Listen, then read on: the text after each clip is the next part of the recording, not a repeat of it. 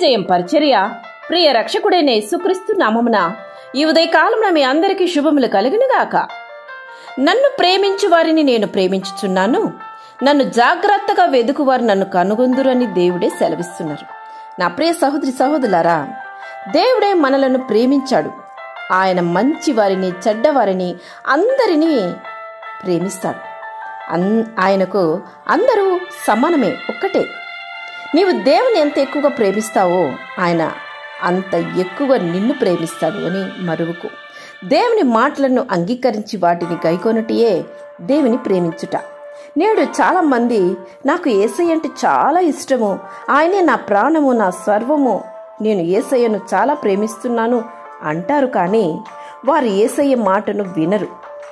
నీవు అలా కాకుండా నీ పూర్ణ హృదయముతోనూ, నీ పూర్ణాత్మతోనూ, నీ పూర్ణ మనస్సుతోనూ నీవు దేవుని ప్రేమిస్తే ఆయన కూడా నిన్ను ప్రేమించి నీ జీవితాన్ని మార్చి నిన్ను ఆశీర్వదించి నీకు ఎల్లప్పుడూ తన కృపను తోడుగా ఉంచుతాడు. ప్రార్థనలో దేవునితో గడపడం అలవరుచుకు. దేవుని వెతుకుట అంటే ఆయన మాటలను గైకొనడము, ప్రార్థనలో ఆయనతో ఏకాంతంగా గడుపుటయు, ఆయన స్వరాన్ని వినడే ప్రయత్నం చేయుటయు, వాక్యం ద్వారా ఆయన నీతో ఏం మాట్లాడుతున్నారో గ్రహించి కనిపెట్టి ఉండటయు చేయాలి.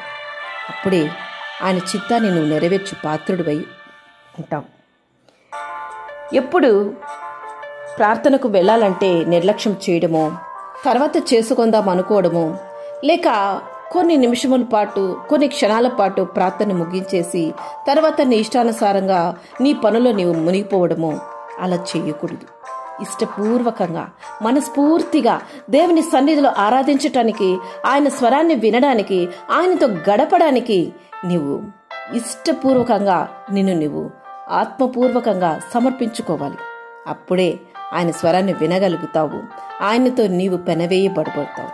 ఆ గొప్ప ఆశీర్వాదాన్ని పొందుకో. దేవుని ఆత్మ చేత ఎందరు నడిపింపబడుదురో వారందరూ దేవుని కుమారులయుందురని వాక్యం సెలవిస్తుంది. నీవు దేవుని కుమారుడు, కుమార్తెని అనిపించుకోవాలా? ఆయన స్వరాన్ని వినాలా?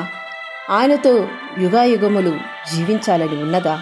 అయితే ఆయన వెదుకు, తప్పక కనుగొందువు. ఆమేన్. యేసు రక్తమే జయం పరిచర్యలో మీ సహోదరి. God bless you.